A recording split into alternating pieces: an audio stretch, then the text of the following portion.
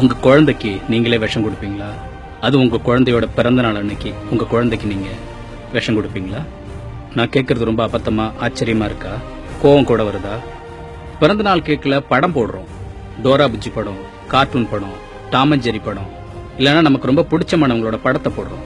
அந்த கலர்ஸ் என்ன மாதிரியான கெமிக்கல்ஸ்னு உங்களுக்கு தெரியுமா?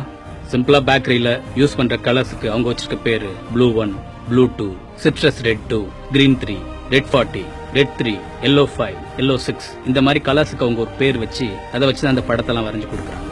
உங்களால கற்பனை கூட பண்ணி பார்க்க முடியாத மோசமான கெமிக்கல்ஸ் அதுல எல்லாத்துலயும் இருக்கு. நம்ம குடலுக்கு இதெல்லாம் செரிக்கக்கூடிய தன்மையே கிடையாது. குடல்லையும் இருக்க முடியாம, குடல் விட்டு வெளியேற முடியாம குடல்லையே தங்கிடும். நாளடைவுல அது சேர்ந்து ஒரு கட்டியா மாறிடும். என்னைக்கோ ஒரு நாள் சாப்பிடுற கேக் தானு சொல்லிட்டு நினைக்காதீங்க. இந்த ஃபுட் கலர்ஸ் நீங்க சாப்பிடுற ஸ்வீட்ல இருக்கு, சாக்லேட்ல இருக்கு, 50 காசுக்கு வாங்கி திங்கிற கொய்யாக்கா முட்டையில ஆரம்பிச்சு 500 ரூபாய்க்கு வாங்கி சாப்பிடுற ஐஸ்கிரீம் வரைக்கும் இந்த ஃபுட் கலர் தான் இருக்கு. இந்த ஃபுட் கலர்ஸுக்கு உலக நாடுகள் வச்சிருக்க பேர் என்ன தெரியுமா? இது ஒரு carcinogenic.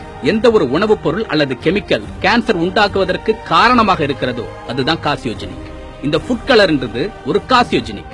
Chicken 65, gobi manchurian, bajji, போண்டான ஆரம்பிச்சு வீட்டுல செய்யற கேசரி வரைக்கும் நாம சேர்க்கிற ஃபுட் கலர் கேன்சரை உண்டு பண்ணக்கூடிய ஒரு மூலப்பொருள். இனி எந்த உணவுப் பொருள் எல்லாம் இயற்கைக்கு மாறான செயற்கையான கலரை பாக்குறீங்களோ அதை பார்க்கும் போதெல்லாம் அது ஒரு கேன்சரை உண்டாக்கக்கூடிய மூலப்பொருள்னு உங்க மனசுக்கு தோணும். அது ஸ்வீட் இல்ல, விஷம்ன்ற எண்ணம் உங்க மனசுல உண்டாகும். அதை வாங்கி கொடுத்தோம்னா நம்ம குழந்தைக்கு விஷத்தை வாயில ஊட்டி விடுற எண்ணம் உங்க அத்தனை பேருக்கு வரணும். கேன்சர்ன்றது ஒரு காலத்துல யாரோ கோடியில ஒருத்தருக்கு வரக்கூடிய நோயா இருந்துச்சு. ஆனா இன்னைக்கு மிக சாதாரணமான ஒரு நோயா ஆயிடுச்சுன்னா அதுக்கு இதெல்லாம் தான் முக்கியமான காரணம். நமது உண்மையான அன்புக்கு நம்ம சாயம் பூசி காட்டணும்ன்ற அவசியம் இல்ல. அன்புன்ற பேர்ல அவங்க வாயில விஷத்தை திணிக்கணும்ன்ற அவசியம் இல்ல. ஃபுட் கலர்ஸ் எதுல இருந்தாலும், அது கேக், சாக்லேட், கேசரின்னு எதுவா இருந்தாலும் இனிமே அதை சாப்பிட மாட்டேன்ற சபதத்தை நாம எடுத்துக்கணும். அது விஷம், அதை தூக்கி எறியணும். நாம சாப்பிடக்கூடாது. நம்ம அண்ணன், தம்பி, அக்கா, தங்கச்சி, உறவினர்கள், சொந்தக்காரங்க, ஃப்ரெண்ட்ஸுங்க யாரையும் சாப்பிட விட கூடாது.